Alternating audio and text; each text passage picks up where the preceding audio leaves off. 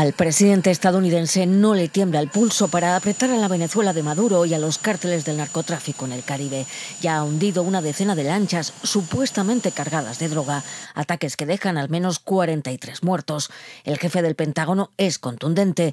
Si eres un narcoterrorista, te trataremos como hicimos con Al-Qaeda, te cazaremos y te mataremos. Ustedes eran muy jóvenes o igual les pilla muy lejos, pero en los años 80 había una canción pop española que pegó muy fuerte en la radio, cuyo estribillo decía algo así como: ¿qué harías tú en un ataque preventivo de la URSS?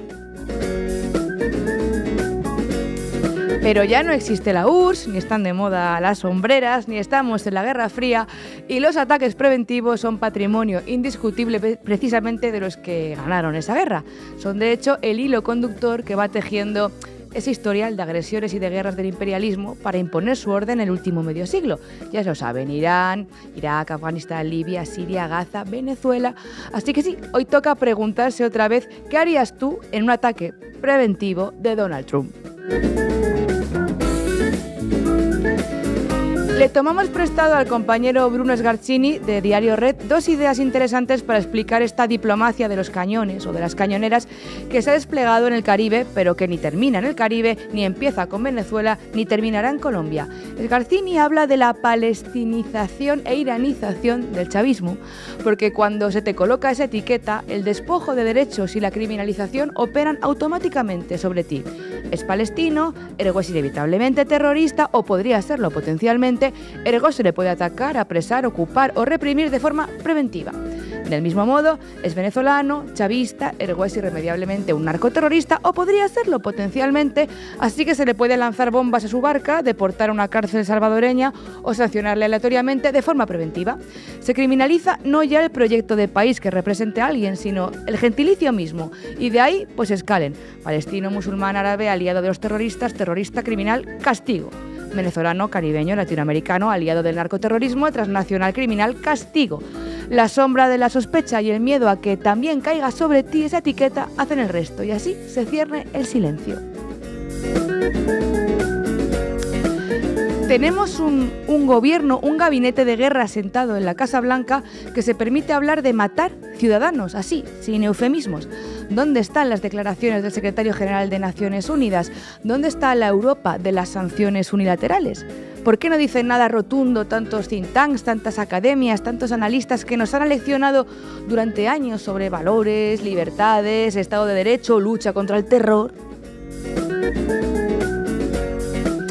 Pero cuidado, porque no se trata únicamente de exigirnos reaccionar porque tarde o temprano nos pueda llegar la onda expansiva, no se trata de eso. Se trata de entender por qué son los palestinos, por qué hoy son los venezolanos, por qué han sido o fueron los cubanos, por qué pueden ser los colombianos. Si Venezuela lleva 20 años sufriendo guerras económicas, golpes y sanciones, es porque hace 20 años un señor llamado Hugo Chávez Frías decidió que el petróleo bajo sus pies era del pueblo venezolano y que la riqueza que generaba ese petróleo se iba a distribuir de distinta manera, con aciertos y con fallos. Si Palestina está siendo hoy o pretenden reducirla a cenizas, es porque durante décadas su pueblo se negó a ser una colonia del proyecto sionista desde que controla el Oriente Medio y porque articularon una resistencia que inspiró al mundo y que se convirtió en un símbolo y en una escuela para otras muchas resistencias, con sus aciertos y con sus fallos. Pero es que no va de analizar aciertos ni fallos aquí, no caigamos en esa trampa o acabaremos todos o condenando o condenadas. Algunos líderes latinoamericanos, y no solo latinoamericanos, deberían tomar nota de esto que plantean Sgarcini o Lautaro Rivara en los últimos análisis que han publicado en Diario Red. Aquí tenemos, por ejemplo, el ejemplo de Trinidad y Tobago, convertida en un portaaviones estadounidense sin voluntad ni soberanía. Tenemos a los Uribes, a las Machados, a los Leopoldo López pidiendo guerra. Y tenemos a los del silencio incómodo que estrechan la mano a Trump y hay que plantearse a todos ellos, a todos nosotros, como dice la canción, ¿qué harías tú en un ataque preventivo de Trump? Dejamos la pregunta en el aire. Bienvenidos y bienvenidas a La Base. La Base.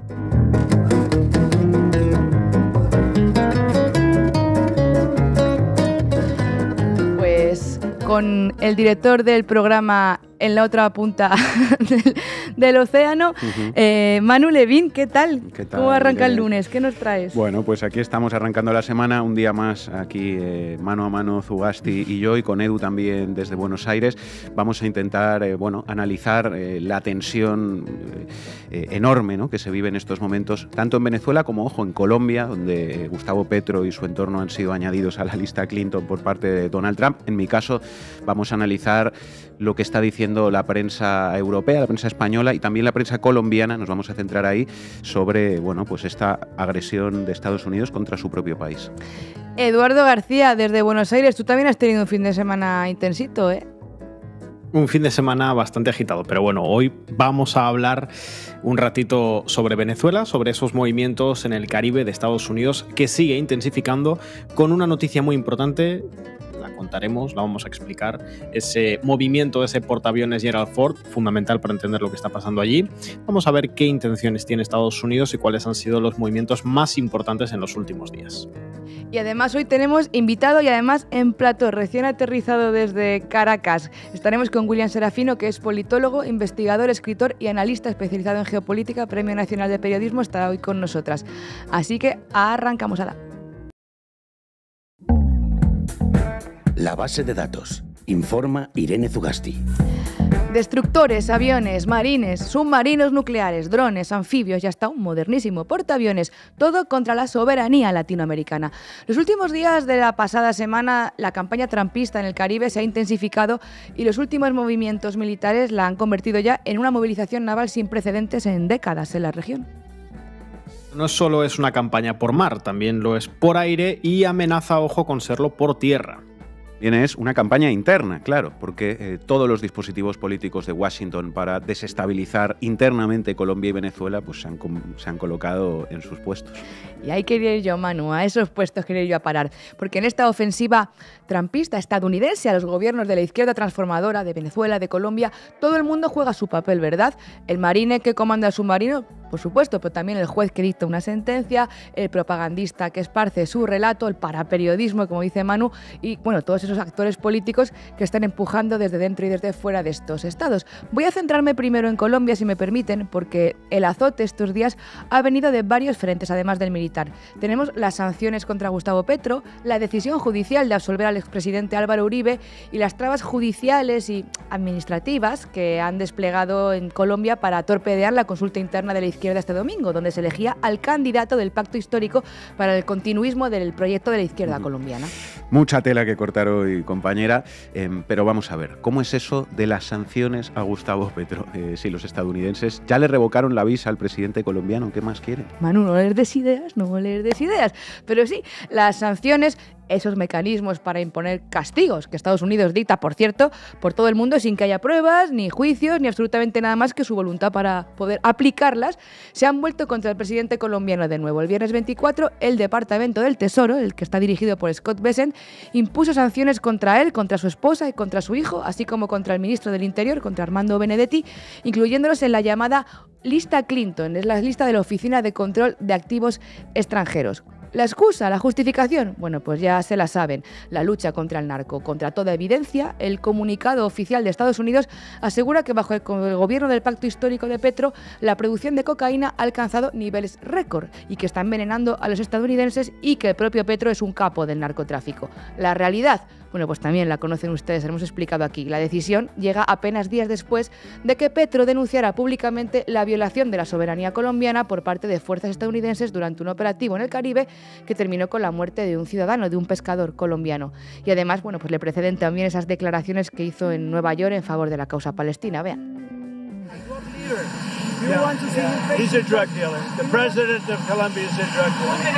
Así que ya han oído a Trump. Petro es un narcotraficante.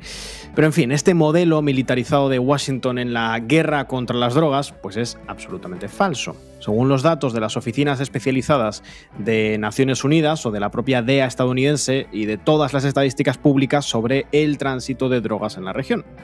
Ya, Edu, pero es que en esta fase del, permítanos la expresión, terror trumpista, ya ni siquiera se trata de fabricar datos o relatos falsos para justificar nada. Es simplemente pura y dura fuerza bruta. Well, I don't think we're going to necessarily ask for a declaration of war. I think we're just going to kill people that are bringing drugs into our country.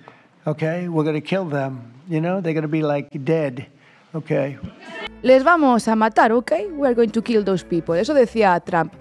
Así, sin más. Esto de la coartada antinarcóticos es insostenible políticamente o militarmente, pero bueno, ya les hemos proporcionado muchas veces aquí en la base los datos sobre que la caribeña es una ruta muy marginal en relación con el tráfico de estupefacientes que se concentran en el Pacífico y en el istmo centroamericano, más del 90%. Si alguien se envenena, como dice Scott Bessent, son los propios estadounidenses a sí mismos o en algunos focos como por ejemplo el Ecuador de Noboa, donde el tráfico ha crecido, pero claro, a Noboa no le plantan buques militares a las puertas de su país, ¿verdad? ¿Por qué será? Pero, como dices Zugasti, pura fuerza bruta. Son ya casi 30 los asesinatos extrajudiciales en las acciones militares, en los bombardeos contra estas lanchas de pescadores en el Caribe, y a ello hay que sumarle las sanciones contra el presidente de un país, como es Petro, sin ningún tipo de prueba de las acusaciones contra él de ser un líder del narcotráfico delirante, que por cierto, rescatemos aquí algo que reflexionaba Arantxa Tirado. Decía, si Estados Unidos reconoce que está asesinando nacionales de otro estado y que está sobrevolando o navegando sus espacios, ¿dónde está Europa para exigir sanciones? ¿Por qué no se aplica para proteger la soberanía de Colombia o Venezuela lo que sí se ha aplicado a Ucrania? Bueno, o que se lo pregunten a Gaza, ¿no? También. Lo decimos a menudo aquí, ¿no? Lo que hace o deja de hacer Europa en sus relaciones internacionales nunca ha sido una cuestión de democracia, de paz, prosperidad de los pueblos o derechos humanos. Es geopolítica, poder y acumulación de riqueza y de recursos. Ya está. Y hablando de democracia, ¿cómo ha ido lo que comentabas de la consulta interna en el Pacto Histórico de Colombia? .edu, porque como les contábamos el día que entrevistamos aquí al entonces candidato, al senador Iván Cepeda, la consulta interna abierta a todos los colombianos y colombianas para elegir al precandidato presidencial del Pacto Histórico de cara a las elecciones del 26 se ha producido este domingo, y a pesar del boicot de la derecha colombiana a la consulta, le ha puesto todas las trabas posibles, ha habido una participación, bueno, pues por encima de lo esperado por muchos, 2,5 millones de personas, y un resultado bastante claro en favor precisamente de Cepeda. Y decimos lo de boicot porque los hilos del uribismo intentaron desde el principio torpedear un proceso interno de elección de estas fuerzas progresistas que, a ver si con suerte, bueno, pues les pasaba un poco como a Bolivia, ¿no? Y se rompían por el camino. El Consejo Nacional Electoral de Colombia intentó dejar fuera del proceso con varias excusas de procedimiento, ¿no? Burocráticas a varias fuerzas de la izquierda para agitar el divide y vencerás y generar desconfianza en el propio proceso de esta consulta, ¿no? Y también, bueno, pues para evitar que el ganador pudiera luego contender en otras consultas más amplias para generar otras coaliciones. Y a todas estas trampitas jurídicas se les ha sumado el caos logístico durante la propia consulta. Se redujeron las mesas para votar en muchos territorios y, claro, la desorganización provocó largas colas de espera y errores en la asignación de puntos de voto y, claro, provocó también muchos enfados con el objetivo de que la gente pues, se volviera a su casa sin votar y así esta consulta perdiera la máxima credibilidad posible. De hecho, en multitud de puntos pues fallaron tarjetones y mucha gente se ha quedado sin poder emitir su voto. Pero con todo y eso, como les decimos, la gente salió y la gente votó. Y más de 2,5 millones de personas lo han hecho. El ganador ha sido Iván Cepeda, con 1,5 millones de votos casi, un poquito menos, el 65% frente a la otra candidata, la ministra de Sanidad, Carolina Corcho. Y con estos números de participación y de respaldo, pues puede decirse que Cepeda, que el senador, consigue un piso, un suelo organizativo sólido para seguir construyendo alianzas y apoyos y se convierte en la figura referencial para crecer hasta el próximo mes de marzo del 26, que es cuando se celebrará una consulta más amplia, ¿no? Nunca mejor dicho, la consulta del Frente Amplio, que está llamada a ser la gran coalición con otros sectores de la izquierda y del centro colombiano. Así que sí, Cepeda tiene muchas papeletas desde el que se juegue la presidencia de Colombia por la izquierda. Y como nos contó el propio senador Cepeda cuando estuvo por aquí, una de sus principales credenciales para liderar la izquierda de cara a las elecciones del año 2026 ha sido su papel en el proceso de paz y su defensa de las víctimas de la violencia en Colombia. Y eso nos lleva inevitablemente hasta Uribe, que ha tenido a Cepeda entre ceja y ceja durante más de una década. Siempre sale Uribe. ¿Por qué? Bueno, pues porque Cepeda y su equipo y su gente ha investigado y sacado a la luz la responsabilidad del uribismo en los años más oscuros de la violencia paramilitar en Colombia, fundando y financiando facciones paramilitares y manipulando penalmente a testigos para garantizar impunidad y silencio en torno a sus crímenes, ¿no? Pero, bueno, si el mal no descansa, Uribe y sus abogados y sus voceros tampoco. Vean el programa de La Base América Latina sobre los últimos acontecimientos, si quieren profundizar en lo que ya podemos bautizar como otro ejemplo del lawfare que quedará para los anales de la historia. Uribe, hallado culpable de soborno y fraude procesal este mes de agosto, hace pocas semanas, era absuelto de todos sus cargos la semana pasada por el Tribunal Superior de Bogotá. Vaya. El titular es duro, ¿eh? Se han valido también de triquiñuelas procesales, entre ellas la falta de pruebas, es que hay que reírse al decirlo, pese a una década de testimonios y de grabaciones que atestiguan estos vínculos. En fin, nos vamos a quedar con lo positivo. La izquierda colombiana ha elegido al hombre que ha mirado cara a cara al uribismo durante 12 años para seguir plantándole batalla. Y en 2026, con las elecciones de marzo del Frente Amplio, le toca pues sumar fuerzas para afrontar esas presidenciales. Pero mientras, Uribe, ya absuelto, sigue pidiendo a Trump la invasión de su propio país. Bueno, pues como María Corina Machado, ¿no? Flamante Premio Nobel de la Paz, que sigue de gira pidiendo a Trump y a Netanyahu que por favor entren a sangre y fuego en Venezuela. Están todos cortados por el mismo patrón, nunca mejor dicho. Nunca mejor dicho. Por cierto, que lo de haberle dado el Premio Nobel de la Paz a, como tú lo llamas, Manu, María Golpista Machado, no le está saliendo quizá como esperaba a la oposición ultraderechista venezolana. Los llamamientos a las movilizaciones violentas, a las guarimbas en el país, no encuentran eco en las calles de Venezuela y Machado de momento solo ha podido conformarse con una modesta movilización en el Vaticano la semana pasada. En fin, que las fuerzas divinas y Washington le asista porque el pueblo venezolano de momento parece no hacerlo. Y a eso hay que sumarle que hasta las entidades pacifistas, nos levantamos hoy con esta noticia, entidades pacifistas noruegas que respaldan el Nobel se han negado este año a celebrar la clásica gala y desfile que se hace cuando se otorga el galardón en protesta por la decisión de premiar a María Corina, porque no consideran que alguien como ella sea merecedora de este premio, ¿no? Hombre, ya sabemos que el premio estaba desprestigiado, pero con Machado han redoblado la apuesta. Lo de haber llamado a Netanyahu para pedirle ayuda militar para entrar en Venezuela o estar pidiendo en televisión que bombardeen tu país, pues quizá no es la mejor hoja de servicios a la paz. Desde luego. Por cierto, una investigación que ha pasado muy por debajo del radar, realizada por la plataforma de periodismo de datos La Tabla, revelaba una red de vínculos por lo menos sospechosa, ¿no? Vínculos institucionales y personales en Noruega que relacionan a un miembro del Comité del Nobel con atención, el think tank del primo de Leopoldo López, que pudo haber influenciado en esta decisión, ¿no? Leopoldo López, que por cierto este fin de semana desde Madrid pedía también fuego de artillería para Venezuela. Vean. Bueno, yo creo que es correcto el despliegue que está haciendo los Estados Unidos. Yo creo que es correcto y necesario que se puedan identificar objetivos dentro de Venezuela que son parte esencial de esa estructura criminal que trafica. Qué bien, qué cómodo se habla desde el barrio de Salamanca, ¿verdad? Pero bueno, como les decíamos, Machado le está saliendo esto un poco regular, ¿no? Hasta el propio Donald Trump renegaba de ella. I solved 8 wars. Go to Rwanda and the Congo, talk about India and Pakistan, look at Thailand, look at all of the wars that we solved. And every time I solve one, they say, if you solve the next one, you're going to get the Nobel Prize. I didn't get a Nobel Prize. Somebody got it who's a very nice woman, very nice. I don't know who she is, but she was very generous.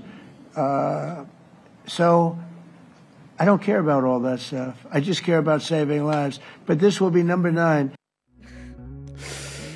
No sé quién es esa señora de la que usted me habla, en fin, Roma no paga traidores, como se suele decir. No obstante, no deberíamos tomar en broma las amenazas a desestabilizar internamente Venezuela, incluso aunque el libreto sea tan burdo como siempre. Escuchen al senador republicano Rick Scott amenazar directamente a Nicolás Maduro. If I was Maduro, I'd head to Russia or China right now. Because? His days are numbered. Something's going to happen. Whether it's internal or external, I think something's going to happen. The firepower that's off the coast, right? This is an armada. This is a lot of U.S. forces. Are we about to invade Venezuela? I don't think so. I mean, if we do, I'd be surprised. Si yo fuera Maduro, huiría a Rusia o a China, dice este tipo. Sus días están contados, algo va a pasar. Bueno, y recordemos que Trump afirmó la semana pasada que había autorizado a la CIA a realizar operaciones encubiertas dentro de Venezuela. Eso que antes hacían, pero por lo menos lo hacían en secreto, ahora lo anuncian directamente. Ya van a saco. De hecho, según New York Times, esta autorización incluiría financiamiento de grupos disidentes, ciberataques, sabotajes de infraestructuras críticas, vamos, nada nuevo bajo el sol. Playa Girón, Brasil 64, Plan Cóndor, la contra nicaragüense, Honduras, Bolivia, revoluciones de colores, pero lo novedoso es lo que dice Manu, la honestidad brutal, ¿no?, con la que el trumpismo ya lo plantea, tan brutal como sus consecuencias. Gracias, compañero. Not war, not war, not war. Yes, peace, yes, peace, yes, peace, forever, forever, forever. Peace forever. No crazy war. No a la guerra loca. No crazy war, no crazy war. Please, please, please. Yes, peace, peace forever, peace forever. Victory forever, defeats. Victory forever, defeats. Esto se llama lenguaje tarzaneado. Si se traduce al español tipo Tarzán sería no guerra, no guerra, no querer guerra, no a la guerra de los locos, no a la locura a la guerra. Esa sería la traducción, ¿verdad? Sí paz, sí paz, sí paz por siempre. Victoria por siempre de paz. Manu Levín, buenas tardes. Bueno, pues lo ha dejado claro, ¿no? Nicolás Maduro. Vamos, compañeros. Titulares al banquillo. El análisis mediático de Manu Levín. Bueno, vamos un poco a Colombia, que está en vilo tras las amenazas de Donald Trump contra la soberanía del país caribeño y por su decisión de incluir a Gustavo Petro, presidente de Colombia, en la lista Clinton de personas vinculadas al narcotráfico. Mientras casi 3 millones de colombianos, como contábamos hace un momento, votaban en la consulta del pacto histórico para elegir a su candidato presidencial, que ganó con claridad Iván Cepeda, el clima que se ha apoderado del gobierno colombiano, de sus cuadros y de sus bases sociales, es de desolación y de profundo temor ante los siguientes pasos que pueda dar Estados Unidos tras haber acusado a Petro de narcotraficante, siguiendo la estela de las acusaciones contra Nicolás Maduro. Es posible que toda esta ofensiva de Estados Unidos se trate simplemente, entre comillas, de un intento de influir en las elecciones presidenciales colombianas de 2026 con el objetivo de perjudicar al petrismo. Eso ya sería suficientemente grave, por supuesto, pero sería, digamos, el escenario menos malo, porque también flota en el ambiente en estas horas en Colombia, pensando en el peor escenario, el precedente, salvando todas las distancias, de Panamá y de Manuel Noriega en 1989. En diciembre de aquel año, 26.000 soldados estadounidenses apoyados por aviones y buques de guerra invadieron Panamá bajo la acusación de que Manuel Noriega estaba vinculado al narcotráfico internacional. La invasión relámpago terminó con el gobierno de Noriega, puso en el poder a Guillermo Endara y Estados Unidos retomó el control del istmo panameño. La historia está ahí para aprender de ella y claro, cuando el presidente de Estados Unidos te acusa de narcotraficante, pues todo puede suceder, incluido, ojo, este extremo. Y lo mismo vale para Venezuela, claro. Así que muchos colombianos pues se acuerdan de Noriega o de Allende, que Noriega de izquierdas no era, cuando estos días ven al gobierno y a la prensa estadounidense desplegar la narrativa de que el presidente de Colombia es un narco en el contexto de una sucesión de decisiones hostiles de la Casa Blanca contra Bogotá, la desertificación a Colombia en su lucha contra el narcotráfico, la revocación de la visa de Petro, los bombardeos contra embarcaciones en aguas colombianas y finalmente las sanciones contra él, contra Petro y contra su entorno al incluirlos en la lista Clinton. Esa narrativa contra Petro está ahora mismo en la prensa trumpista, por supuesto. Si echan un ojo a Fox News verán decenas de piezas muy agresivas contra el presidente de Colombia, pero también está, ojo, en la prensa demócrata. Un ejemplo, CNN en español. ¿A qué juega Petro? El ping-pong de insultos con Trump puede salirle caro. Trump insulta a Petro, le sanciona, le acusa de narcotraficante, despliega tropas en el Caribe y asesina a ciudadanos colombianos en aguas colombianas. La CNN, ¿a qué juega Petro? ¿Y a qué juega aquí la CNN? Pues claramente alimentar los relatos de la Casa Blanca contra el presidente de Colombia. Todos a una. Intervenir en Colombia y en América Latina. Una nueva política de Estado, no tan nueva, porque es desde tiempos inmemoriales. de estado de las dos alas del partido único que gobierna Estados Unidos de alguna manera, ping-pong entre la prensa trumpista y la demócrata para machacar al presidente de Colombia y preparar el terreno para vaya usted a saber qué.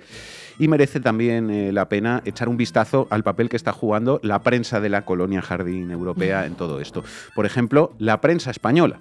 Ahí tenemos, por un lado, a la derecha mediática haciendo de repetidor de la propaganda de Washington, con este mismo marco que presenta a la víctima como culpable, que ya veíamos en la CNN. La razón, ¿por qué Petro desafía a Trump?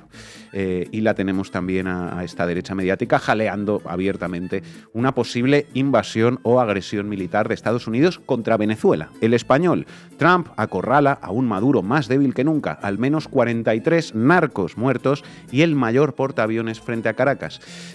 Donde el Español dice narcos, léase pescadores pobres. ABC, ¿cómo es el Gerald R. Ford? El super portaaviones con el que Trump amenaza a Maduro y al narco. ¿Cómo molan los cacharros del ejército de Estados Unidos? Piu, piu, piu, que le den duro a los pueblos de Latinoamérica. Perdón, a los narcos, que le den duro a los narcos.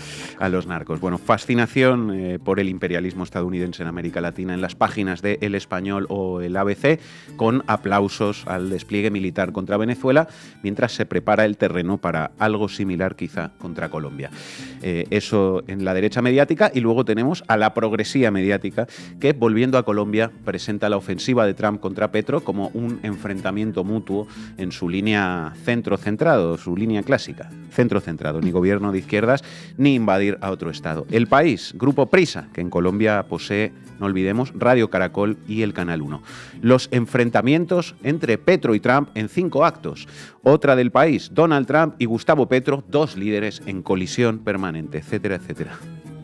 Los enfrentamientos entre Trump y Petro, 2 líderes en colisión permanente, dice el Grupo Prisa. Si Estados Unidos acaba por tumbar a Gustavo Petro o incluso llega a agredir militarmente de alguna forma pues a Colombia, nunca olvidaremos cuál fue el papel del País: disfrazar la campaña injerencista de Estados Unidos contra Colombia como si fueran enfrentamientos mutuos.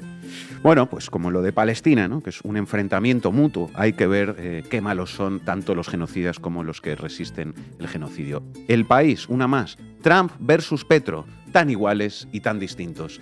Los presidentes de Estados Unidos y Colombia, tan alejados ideológicamente, son en cambio bastante similares en sus formas, confrontativos, populistas y llamados a salvar el mundo. La derecha y la progresía mediáticas, tan iguales y tan distintas. Los diarios progres y los conservadores, tan supuestamente alejados ideológicamente, son en cambio bastante similares en su comportamiento, mentirosos, vendidos y llamados a apoyar el imperialismo yanqui, podríamos parafrasear aquí. ¿Qué os parece? Trump y Petro, tan iguales y tan distintos, es un poco como la viñeta esa. ¿Y qué de ideas tenéis, chicos? Soy racista, machista, fascista, islamófobo y homófobo. Creo que Hitler tenía razón y me encanta salir de cacería con los colegas y dar palizas a toda persona que sea o piense diferente. ¿Y tú? Bueno, pues yo es que estoy en contra de todo eso. ¡Oh, Dios mío! Es que sois lo mismo, sois idénticos, sois iguales, radicales. El País, en su línea, batería de piezas en su edición América-Colombia para presentar como polarización y como un enfrentamiento mutuo y simétrico el bullying del matón más poderoso del mundo contra un presidente latinoamericano, el más votado, por cierto, de la historia de su país. Y la prensa colombiana, Manu, ¿qué dice de todo esto? Ay, la prensa colombiana de la Pleiada. Ni un solo voto por el petrismo este domingo, ni por Carolina Corcho, quien llaman la doctora muerte por haber ayudado a destruir el sistema de salud, ni por Iván Cepeda. Ustedes saben las compañías que ha tenido. Hay que castigar políticamente al petrismo. Además, Petro está en la lista Clinton. En fin, pues ya veis que la periodista, candidata, humorista Vicky Dávila Geneco, exdirectora de Semana, está haciendo sus pinitos en el mundo de la comedia, en este caso para intentar torpedear mano a mano con el CNE, por cierto, lo estábamos contando hace un momento, la consulta del pacto histórico para elegir candidato presidencial, que como decíamos se celebró ayer y que ganó Iván Cepeda. Aquí en La Base ya adelantamos hace unos días que Cepeda se perfilaba como el ganador de la candidatura y entrevistamos al propio Cepeda. Echadle un ojo al programa programa si tenéis interés en conocer al que puede ser el próximo presidente de Colombia, si los colombianos derrotan a la pinza entre la ultraderecha estadounidense y la ultraderecha colombiana. Os cuento rápidamente que la narrativa mediática en Colombia sobre esta consulta está siendo decir que hubo baja participación, lo cual podemos afirmar que es falso. Votaron casi 3 millones de personas. Y más allá de este asunto, que ahora mismo también protagoniza la actualidad en Colombia, la línea editorial de Caracol, RCN, Revista Semana y compañía sobre la ofensiva de Trump contra Colombia, volviendo al tema, pues sigue siendo la que analizábamos aquí la semana pasada, ponerse básicamente del lado de Trump contra Colombia. Con Trump no se juega. Las últimas movidas de Trump frente a Petro nos han llenado de esperanza, se puede leer, por ejemplo, en las páginas de Semana. Nos han llenado de esperanza. Esperanza de que los invadan, porque vamos, de otra cosa difícil. Tremendo lo de Revista Semana. Pero bueno, en la línea, en definitiva, de los trinos y declaraciones de su exdirectora Vicky Dávila con la patriótica etiqueta Trump tenía razón, que ya analizábamos la semana pasada y que sigue publicando esta mujer compulsivamente, tanto que se ve que a Petro se le hincharon ya las narices y tuvo que recordarle algo a Vicky Dávila y a toda Colombia.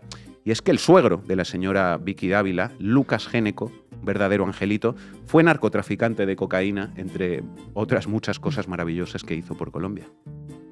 Y así es, el suegro de Vicky Dávila, Lucas Géneco, que fue gobernador del departamento del César a finales de los 90, fue condenado a 24 años de cárcel por corrupción y fue también investigado por sus relaciones con el paramilitarismo, el narcotráfico y el homicidio del periodista Guzmán Quintero Torres. El origen mismo de la fortuna del clan Ñeco está ligado al narcotráfico y al paramilitarismo. Y algunas simpáticas anécdotas más sobre el personaje, el suegro de Vicky Dávila, tras el llamado robo del siglo en Colombia, el robo millonario al Banco de la República en Valledupar el 15 de octubre de 1994, resulta que fajos de billetes con los números de serie reportados como robados aparecieron casualmente en una finca propiedad de Lucas Géneco. Y esto, bueno, por contar solo una, ¿no?, para ubicarnos. Y, por cierto, ironías de la vida, ¿sabéis cómo se llamó la plataforma política que llevó a este tipo Lucas Géneco por primera vez a la Cámara de Representantes? Grupo Organizado Liberal Popular, GOLPE por sus siglas. Golpe, vaya. Así que el suegro de Vicky Dávila, Lucas Géneco, era un narcotraficante que llamó a su partido Golpe. O sea, se ve que el nombre a ella la inspiró, ¿no? Y que el clan mafioso Ñeco, al que pertenece Vicky Dávila, hizo su fortuna millonaria con negocios ligados al narco. Y esta es la señora que ahora celebra que Trump meta a Petro en la lista Clinton y que se presenta como la salvadora de la patria, mientras desea que la invadan los marines, ¿no? Ojalá el pueblo colombiano no olvide quiénes han formado siempre parte de la mafia genocida que llenó Colombia de sangre y de cocaína y quienes están intentando transformar Colombia. Gracias, Manu. I had a chat with you this weekend, and I thought you had a pretty darn good idea, and you said you were going to share it with the president. I want to know if you did, and that is this opposition leader in Venezuela that won the Nobel Prize that said it really deserved to go to Donald Trump. Sounds like a pretty good leader to me for the people of Venezuela, and the end of narco-terrorism and a better relationship with the U.S. Or if they choose maybe the 51st state, I don't know. Sounds good to me, but Por cierto, se dice Géneco, no Ñeco, que nos echáis la bronca con razón y nosotros leemos los comentarios. Eduardo García, Clima de Guerra, vamos allá. Clima de Guerra, con Eduardo García. Bueno, atentos a esto, compañeros, porque el despliegue militar más grande de Estados Unidos en el Caribe en los últimos 20 años, pues parece que ya está en marcha. Washington ha movilizado al grupo de ataque del portaaviones USS Gerald Ford, un coloso con capacidad nuclear y con un radio operativo que cubre toda la región caribeña. Oficialmente, el Pentágono dice que se trata de reforzar la guerra contra el narcotráfico, pero lo cierto es que no estamos ante una operación coyuntural, sino ante un gesto más, uno de los gordos, de la reconfiguración del poder norteamericano en su propio hemisferio que pretende llevar adelante la administración Trump. Exacto. Esto no es una maniobra rutinaria. Lo que está en curso es un repliegue hemisférico del imperialismo estadounidense, como les hemos venido contando en programas anteriores. Ante el declive del orden unipolar, Washington vuelve a mirar al Caribe y en general a toda América Latina, como un espacio de dominación activa e implicación imperial directa. Es decir, Estados Unidos reafirma autoridad en su área de influencia geográfica cercana, lo que siempre han llamado el patio trasero.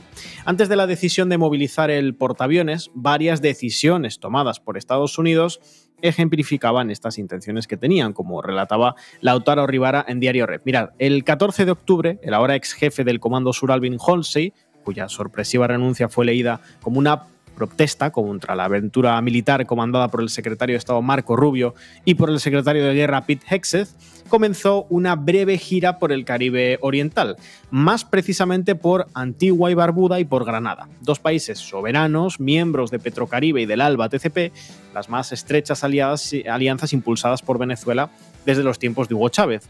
El objetivo, que aún no está concretado, habría sido la instalación de radares e incluso el despliegue de personal técnico norteamericano en estas islas del Caribe. El 15 de octubre, 2 bombarderos estratégicos B-52 sobrevolaron la región de información de vuelo de Venezuela. Lo mismo habría hecho el mucho más moderno bombardero B-1 de largo alcance y velocidad supersónica pocos días después. Según varias plataformas de seguimiento de vuelos, una de estas aeronaves habría surcado los cielos cercanos a Venezuela el jueves 23, aunque Trump lo negó. A esto se suma la concentración ya en septiembre de varios aviones F-35 en Puerto Rico, más precisamente en la antigua base Roosevelt Roads. El 21 y el 22 de este mes se dieron varias ejecuciones extrajudiciales en el Caribe, hundiendo 2 presuntas embarcaciones narcoterroristas y asesinando a sus tripulantes. En esos ataques suman ya 43 víctimas fatales despojadas de sus derechos humanos elementales, ¿no?, y de las debidas garantías procesales. Se presume que varios de ellos podrían ser humildes pescadores, como en el caso del ciudadano colombiano Alejandro Carranza. El día 22, Trump afirmó que había autorizado a la CIA a realizar operaciones encubiertas dentro de Venezuela, sí, al aire. Pero ya una semana antes, el New York Times había filtrado que dicha autorización se dirigiría a operaciones encubiertas destinadas a debilitar al gobierno de Nicolás Maduro y favorecer una transición política en Venezuela, así lo decían, y que incluiría financiamiento de grupos disidentes, ciberataques y sabotajes a infraestructura crítica, desbaratando por completo la narrativa oficial de la lucha contra el narco. El jueves 23, Washington anunció, junto a Trinidad y Tobago, otro país independiente, miembro de la Mancomunidad de Naciones Británica, la realización de ejercicios militares conjuntos frente a las costas de Venezuela, ubicadas a apenas 11 kilómetros del archipiélago trinitense, con la participación, por cierto, del buque de guerra norteamericano USS Gravely. En fin, señales varias. Desde el fin de la Guerra Fría, Washington habría optado por una dominación blanda, ¿no? Sanciones, diplomacia, cooperación militar selectiva, pero el ascenso de China lo cambió todo y su penetración en América Latina justifica a la interna del movimiento MAGA el paso de una estrategia de presiones diplomáticas y económicas a una que prioriza el control armado directo. Exacto, pero ojo, Zugas, que no son pocas las voces críticas con el trumpismo, dentro del propio trumpismo, con este giro hacia América. Esa interna, fundada en la noción global del imperialismo norteamericano en su fase trumpista, abre ciertas heridas que conviene ir estudiando. De todas formas, de momento está claro que el Caribe vuelve al centro del debate. Se reactivan bases en Puerto Rico, aumentan los ejercicios conjuntos, se intensifica el patrullaje aéreo y naval, en fin, todo bajo el discurso de la seguridad hemisférica y, una vez más, con el cansino relato de la lucha contra el narco. Que en realidad queda bastante claro ya a estas alturas, es el ropaje retórico de una cosa muy distinta. Un proyecto de coerción militar sistemática que amenaza a Venezuela y a Colombia por ahora. Nada impide que las amenazas vayan más allá de los gobiernos de Nicolás Maduro y Gustavo Petro. El mensaje es claro. Aunque Estados Unidos pierde influencia global e incluso pueda perder posiciones contra China, América Latina sigue estando ahí donde la dejaron, ¿no? Debajo de Florida. Allí sigue, exacto. En fin, tras la reforma del año 2025, el antiguo Departamento de Defensa pasó a llamarse Departamento de Guerra, Department of War, y su primera medida fue declarar un conflicto armado regional contra las llamadas estructuras de narcoterrorismo, un concepto laxo, pretendidamente laxo, que permitía hacia dentro de Estados Unidos pues, justificar prácticamente cualquier futura intervención en América Latina. Ya lo contábamos en su momento. La discrecionalidad que siempre ha regido la política exterior del Imperio del Norte se institucionalizaba de esta forma en la región latinoamericana pues con este movimiento formal, pero que hay que leer en un contexto mucho más amplio. Efectivamente, esto es clave. Bajo este paraguas jurídico, la Casa Blanca puede incluso actuar sin pasar por el Congreso, de forma que la guerra contra las drogas se transforma así en una guerra preventiva de carácter imperial. Escuchad a Marco Rubio. And two more topics. You mentioned intercepting rather than shooting down the Russian jets. It brings up, in my mind, the question of what to do with these drug boats, alleged drug boats coming from Venezuela. Very worthy goal, stopping the illegal flow of drugs into the U.S. I think the question a lot of people have, as the U.S. has exploded 3 boats now in international waters, why not just stop them and board them to stop the flow of drugs?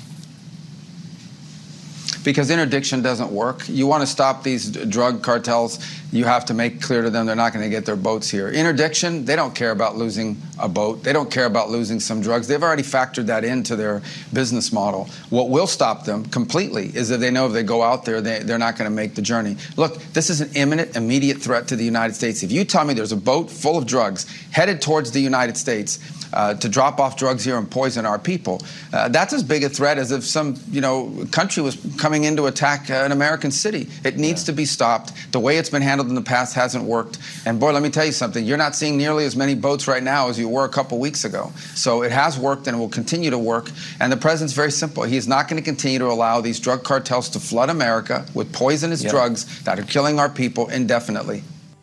Bueno, ya han escuchado a Marco Rubio. Interceptar los botes no funciona. Hay que coger y bombardearlos. Pumba.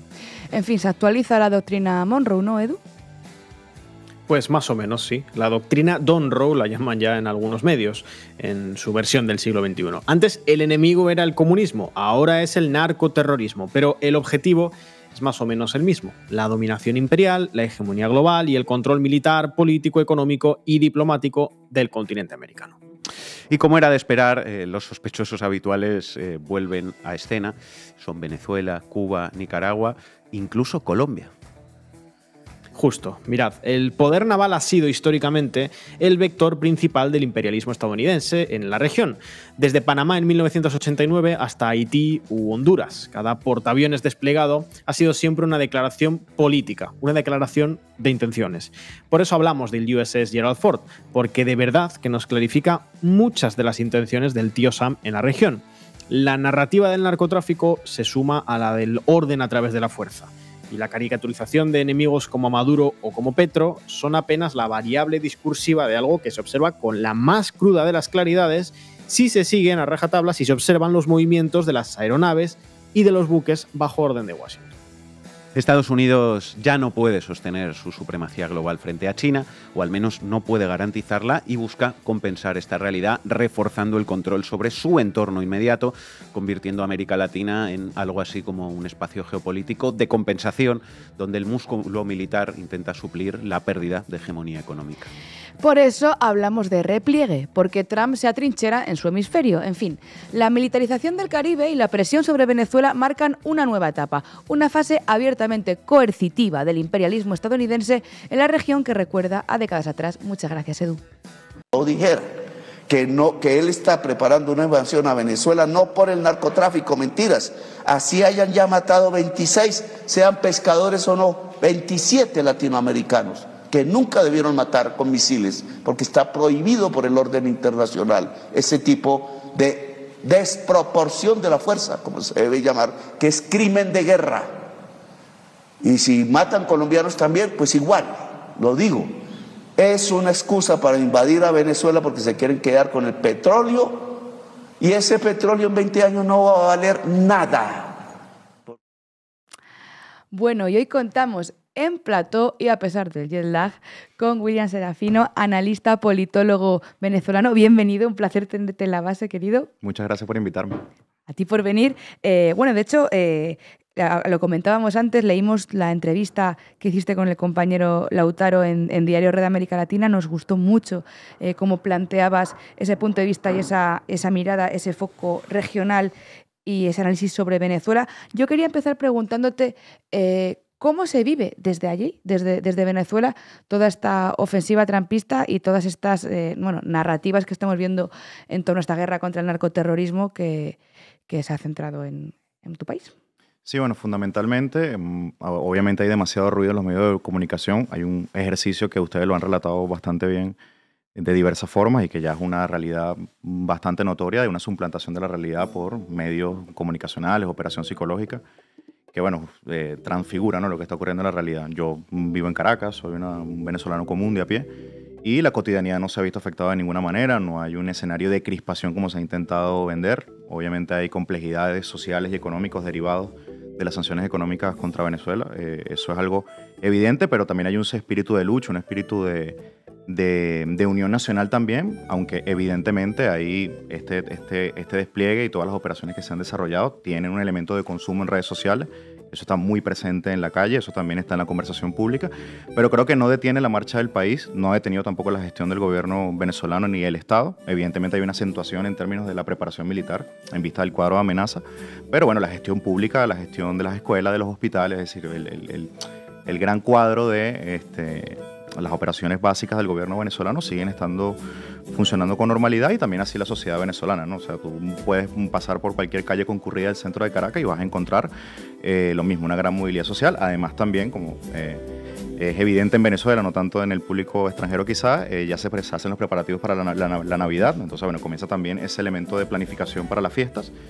Entonces creo que en términos de la psicología social del venezolano, las operaciones no han tenido quizás la penetración o la afectación que han buscado, pero también siendo justo con la realidad hay un elemento, bueno, de presión y de incertidumbre sobre qué va a pasar. Creo que así se podría resumir la cotidianidad en mi país. Bueno, ¿qué tal, William? Muchas gracias por estar en nuestro programa. Hablabas hace un momento, mencionabas a los poderes comunicacionales, el papel que han tenido. Claro, viendo el cariz que están tomando las cosas entre Estados Unidos y Venezuela, si uno echa la vista atrás y mira un poco con perspectiva los últimos meses, se da cuenta de que la primera piedra de toda esta narrativa que se está desplegando fue la de la ilegitimidad del gobierno venezolano, ¿no? El relato sobre que el gobierno de Venezuela no es legítimo a raíz de las últimas elecciones. Te quería preguntar por esto, ¿cómo lo ves? Y digamos, si sigue existiendo una mayoría política en Venezuela, digamos, favorable a la revolución bolivariana. Sí, yo creo que evidentemente, luego de tantos años de conspiraciones, de sanciones económicas, evidentemente no estamos hablando del mismo país que teníamos cuando, digamos, en términos de movilización social y de apoyo gubernamental de años anteriores. Sin embargo, creo que también la guerra híbrida, como se ha intentado denominar, contra Venezuela también ha cambiado mucho el cuadro de preferencias y de cómo se ubica el venezolano en el contexto político.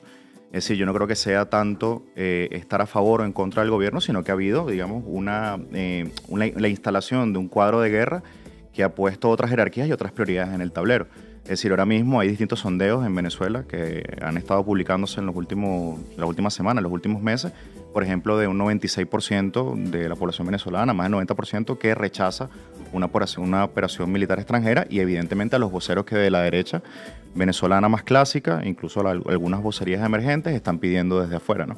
Entonces creo que en ese punto, digamos, si lo dejamos de ver en términos maniqueos, en términos binarios, el gobierno podría estar representando, aun cuando no tiene el carácter de efervescencia o el gran apoyo masivo que tuvo en años anteriores, un sentido de paz, de defensa nacional y de unión, para que evidentemente el país siga sosteniendo su marcha hacia la paz, hacia la recuperación económica y evidentemente hacia el crecimiento luego de años de fatiga económica, que es un elemento muy importante. Es decir, ahora pareciera que el despliegue naval y toda esta operación de cambio de régimen fuera un elemento aislado de una guerra híbrida, no convencional, que tiene muchísimos años y que evidentemente ha buscado socavar el tejido social y económico del país, fatigar psicológicamente a la población venezolana, justamente para generar un marco de justificación a estas operaciones que ya son mucho más evidentes y mucho más claras, ¿no? Las sanciones tienen un registro importante de víctimas, tienen un correlato material muy importante, pero no son tan visibles, ¿no? Las sanciones no impactan tanto en lo simbólico como un despliegue del que hemos visto y como la acumulación militar de buques en el Caribe. Edu. ¿Qué tal? ¿Cómo estás, compañero? Gracias por atender a la base en el día de hoy. Yo te quería preguntar específicamente por la interna en Estados Unidos. Estamos viendo un repliegue hemisférico, algo parecido a un viraje hacia América. que habrá que ver cómo se concreta con el paso del tiempo y hasta qué punto se sostiene, que no se observa solo en Venezuela, que se ve también con los lazos con gobiernos como el ecuatoriano o el paraguayo o el argentino. Y yo te quería preguntar, ¿hasta qué punto consideras que esa interna en el movimiento MAGA, donde había sectores que no estaban tan de acuerdo con descuidar otros escenarios como Oriente Medio o el escenario asiático en favor del escenario americano, si está cerca de resolverse, si hay un consenso dentro del gobierno de Trump y dentro del movimiento MAGA y del trumpismo de este giro americano, o si todavía predominan esas voces críticas con ese viraje regional? Bueno, yo creo que todavía hay un escenario de disputa. Incluso hay sectores como, por ejemplo, el que representa a Elbridge Colby, hijo de aquel agente director de la CIA, William Colby, que plantea que el imperio estadounidense se juega su futuro en el Indo-Pacífico, ¿no? Entonces, que la nueva estrategia de seguridad nacional y de defensa nacional que está próxima a emitirse no debería descuidar el teatro de China, porque evidentemente dentro de los mandos militares del Pentágono se ve como principal enemigo y el principal desafío militar de los Estados Unidos en el largo plazo es China. Entonces, bueno, creo que va a haber, respondiendo un poco a la pregunta, una conclusión de equilibrio que tienda al equilibrio. Evidentemente, yo creo que la estrategia de defensa nacional, que es la que guía operativamente y doctrinalmente los movimientos del Pentágono, aunque ciertamente esos documentos, a medida que evoluciona la coyuntura internacional, pueden dejar de ser guía en cualquier momento, pero yo creo que este tema falso del narcotráfico, la intención, como decía Eduardo, el repliegue hemisférico, creo que va a estar presente, pero no estoy tan seguro de que se vaya a prescindir del escenario del Indo-Pacífico, porque evidentemente hay sectores de fuerza que están pugnando porque eso se mantenga. Yo veo fuerzas gravitatorias. Creo que hay una base MAGA, por ejemplo, Stephen Miller, que digamos que tiene una convergencia táctica con Marco Rubio, ¿no? Yo creo que Marco Rubio se cuela un poco en la ventana MAGA de es necesario una acción de fuerza, revivir el corolario Roosevelt, que Estados Unidos, digamos, tenga una victoria diplomática en el extranjero o geopolítica, obviamente no sería diplomática con todo lo que están haciendo, pero hay un elemento muy importante que tiene que ver con cómo Estados Unidos está justificando internamente, o sea, desde las vocerías, o sea, hubo una reunión muy importante entre lo que llaman ellos el Grupo de Trabajo de Seguridad Nacional, que es donde están coordinando todas estas actividades. De hecho, Trump hizo un balance de las operaciones en el Caribe con los bombardeos, de ahí salieron los distintos recortes que se han presentado.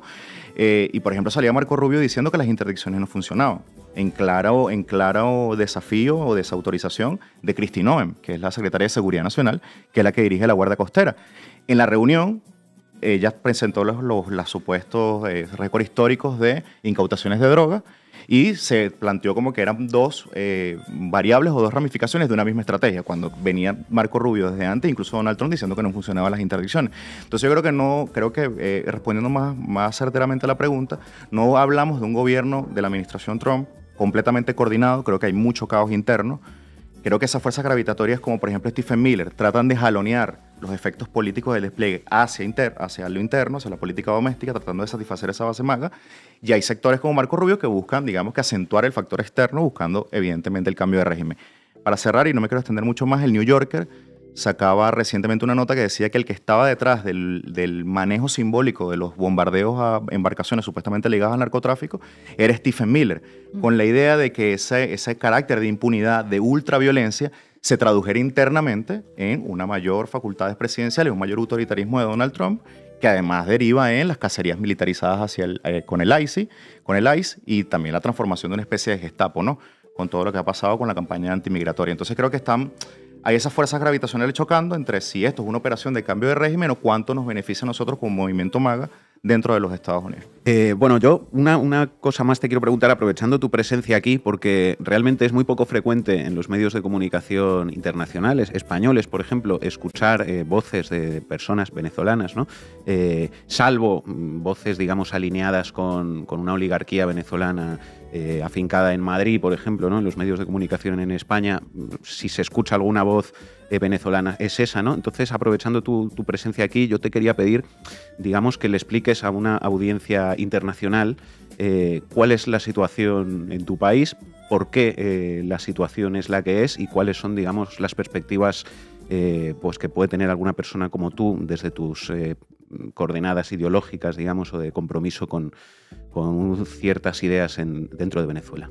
Sí, bueno, la pregunta es bastante amplia. Voy a tratar de no extenderme demasiado. Pero a ver, yo partiría del hecho de que nada de lo que ha ocurrido en Venezuela, ni nada de lo que se señala como consecuencias, problemas, dramas, conflictos, no son producidos o generados por un entorno político natural. No forma parte de una batalla doméstica, no forma parte de un enfrentamiento encarnizado entre sectores políticos.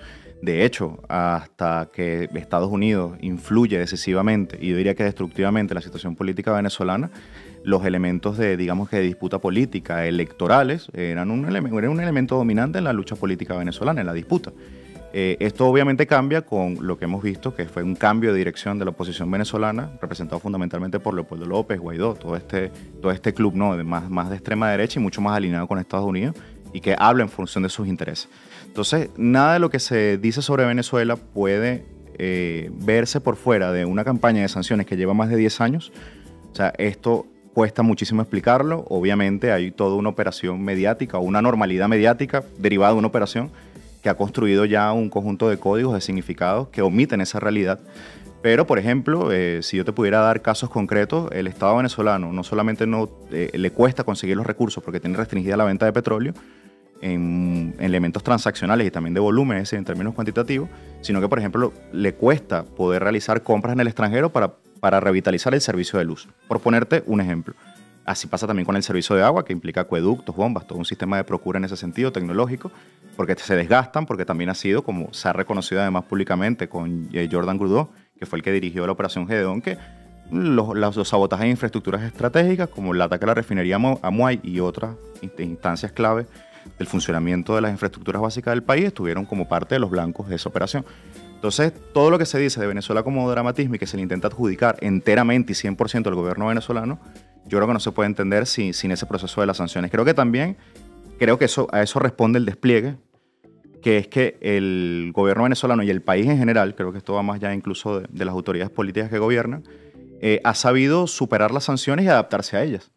Entonces, digamos que esa bala de plata, como la decía un exsecretario del Tesoro de Obama, no tiene el mismo efecto. Entonces, no hay capacidad de maniobras insurreccionales internas, no hay capacidad de golpe de Estado porque no has logrado fracturar la Fuerza Armada ni siquiera con este despliegue. O sea, ya estás lanzando el portaavión, o sea, es el máximo de la proyección de poder y no has logrado un efecto significativo en ese sentido. Yo creo que esa era la idea de ellos, fundamentalmente. Lanzamos este despliegue militar, esta acumulación militar y logramos esa fractura. Entonces creo que hay que explicarlos desde esa perspectiva y que, bueno, que justamente esa adaptación que tuvo el país frente a las sanciones está generando, bueno, que se eleve la apuesta, pero esa apuesta también tiene unos dilemas que obviamente no nos da el tiempo de abordar acá, pero bueno. Si te retiras es un costo político, si avanzas hay consecuencias institucionales dentro del Congreso, hay consecuencias energéticas. Estados Unidos importa 8 millones de barriles de petróleo todos los días y una pequeña corrección en el precio de la subida afecta al sector manufacturero. Es decir, hay varias consecuencias que yo creo que están sopesando y creo que por eso no se ha dado el determinado desenlace. Incluso, si me permites un poco más de tiempo, yo creo que ya la proyección de poder, en función de lo que decían Eduardo y todos ustedes, creo que ya la proyección de poder es un objetivo en sí mismo. O sea, creo que militarizar el Caribe y mantener patrullas armadas, vender armas, reanimar la cooperación militar con otros países del continente, sumar al Caribe una agenda de intervención, aunque sea de manera intermedia, yo creo que ya cumple, digamos, unos objetivos monroístas y que yo creo que la actualización es más del corolario Roosevelt que de la doctrina Monroe propiamente, ¿no? Entonces, bueno, para dar una perspectiva de futuro, yo creo que Venezuela ha sido un país con una gran capacidad de resistencia, de sobreponerse ante los desafíos y que justamente este despliegue naval, esta operación de cambio de régimen, que hay que decirlo con todas sus letras, llega en un momento en el que el país estaba, digamos que, surfeando esa ola de todas las sanciones que se habían generado. La economía había comenzado a recuperarse, ya había consolidado una meseta de recuperación, la inflación había reducido significativamente, ya no era un problema, digamos que social en la calle, y justamente esto también tiene una implicación en las expectativas económicas nacionales y en los flujos de inversión y en la capacidad que tiene el país de seguir creciendo en este sentido. Entonces yo creo que eso es un elemento muy importante a destacar, que lo que busca es justamente romper ese ciclo de resistencia que ha durado más de 10 años, buscar socavar los fundamentos de la recuperación económica y justamente aumentar la fatiga, como la fatiga social, cognitiva, política, como un medio para facilitar una operación de cambio de régimen que no se sabe bien cuál va a ser el desenlace, porque yo sigo insistiendo en diversos análisis, en diversas entrevistas que he dado, que por ahora los atenuantes están superando a los aceleradores de esa campaña de cambio de régimen. Es decir, los problemas que tendrían que enfrentar frente al beneficio, que tampoco está garantizado, creo que son mayores y creo que eso, digamos que hace que en términos de teoría de juegos calcules mejor cuál es el costo y el beneficio de una acción que sería gravísima y que sería evidentemente un punto de inflexión en la historia de América Latina. Y aprovecho para una preguntita breve, ya que te tenemos aquí también. ¿Con qué alianzas internacionales cuenta ahora Venezuela? No tanto en clave de esta ofensiva, sino en el marco de esa recuperación y de esa proyección económica. Bueno, fundamentalmente que obviamente aquí habría que también destacar el mal papel que tuvo Brasil cuando se dio la cumbre de los BRICS en Kazán, que igual creo que también fue bastante formal si lo ves que Venezuela ya forma parte, digamos que de los BRICS de manera en la realpolitik, por eso exacto, no le falta la firma de la membresía, pero de facto lo es. Sin embargo, bueno, obviamente a la luz del tablero internacional, la adhesión hubiera tenido un impacto simbólico mayor, ¿no? Lógicamente. Sin embargo, creo que las relaciones con China se han fortalecido. Se firmó un tratado estratégico de cooperación, donde por cierto también está lo militar, bastante bien comprendido en ese tratado con Rusia. Las relaciones con Irán y otras potencias emergentes del mundo multipolar siguen afianzándose. Incluso ha habido un cambio en cómo es el paisaje de inversión y de flujos internacionales de dinero, de inversiones productivas, con ese mundo multipolar. Es decir, ahora las inversiones no son mayoritariamente estadounidenses ni europeas, sino de países que están en el eje fundamentalmente euroasiático.